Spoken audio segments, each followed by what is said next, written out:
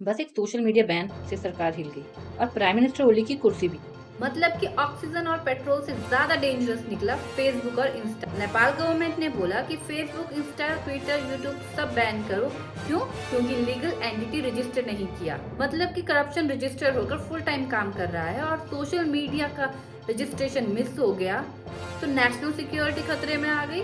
TikTok और fibre बच गए क्योंकि उन्होंने रजिस्टर कर लिया था। यानी कि जिसमें लिपसिंक होते हैं वो देश के लिए सेफ है और जिसमें सोशल इशू की आवाज उठाई जाती है वो देश के लिए थ्रेट। यूथ तो ऑलरेडी स्क्रोलिंग मोड पे एडिक्टेड था। इंस्टा पे रील लगाए बिना नींद नहीं आ रही थी। व्हाट्सएप में गुड नाइट मैसेज भेजे बिना चैन नहीं था।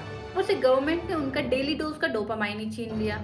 और नेपाल की आयरनी देखो, करप्शन के लिए आवाज दबाई जा रही थी और सोशल मीडिया के लिए आवाज उठाई जा रही थी। लेकिन सिर्फ सोशल मीडिया बैन ही रीजन नहीं था, असली रीजन था अनएम्प्लॉयमेंट का, करप्शन का और इनइक्वालिटी का।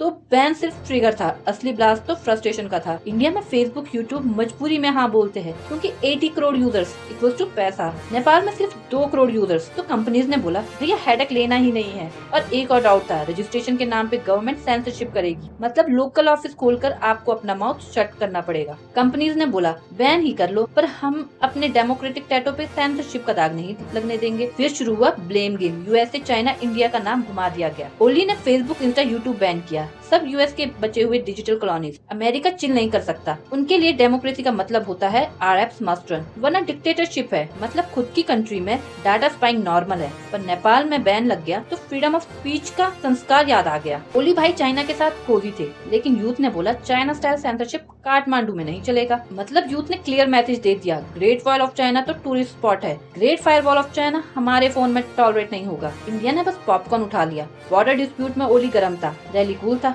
अब जब ओली गया, दिल्ली में शायद यही लाइन बोली गई होगी कि अब वो हमारे बॉर्डर में आराम और शांति है। अब आते हैं असली बात पर। सोशल मीडिया आज रिमोट है जो दुनिया के किसी भी कुर्सी का म्यूट और अनम्यूट कर सकता है। यूथ एडिक्टेड है, एक तरफ मीम और रील्स छोड़ नहीं पाता, दूसरी तरफ वही एडिक्शन एक पावरफुल मूवमेंट बन जाता है। अरब स्प्रिंग एक हैशटैग से शुरू हुआ, हांगकांग एक टेलीग्राम ग्रुप से, और नेपाल में एक इंस्टा बैन ने प्राइम मिनिस्टर को अनइंस्टॉल कर दिया। मतलब सरकार ने सोचा था यूथ स्क्रोलिंग बंद करेंगे, पर उन्होंने सरकार की स्क्रोल आउट कर दिया। तो लेसन क्लियर है, सोशल मीडिया सिर्फ एंटरटेनमेंट नहीं, कुर्सी हिलाने का रिमोट है। यूएसए के लिए ये डिजिटल एम्पायर है, चाइना के लिए कंट्रोल का वेपन, इंडिया के लिए एक जायंट मार्केट प्लेस और यूथ के लिए फुल टाइम एडिक्शन, और ओली के लिए गेम ओवर। नेपाल गवर्नमेंट को लगा था कि इंस्टा को अनइंस्टॉल करके प्रॉब्लम सॉल्व हो जाएगी, लेकिन इंस्टा नहीं, सरकार अनइंस्टॉल कर दी।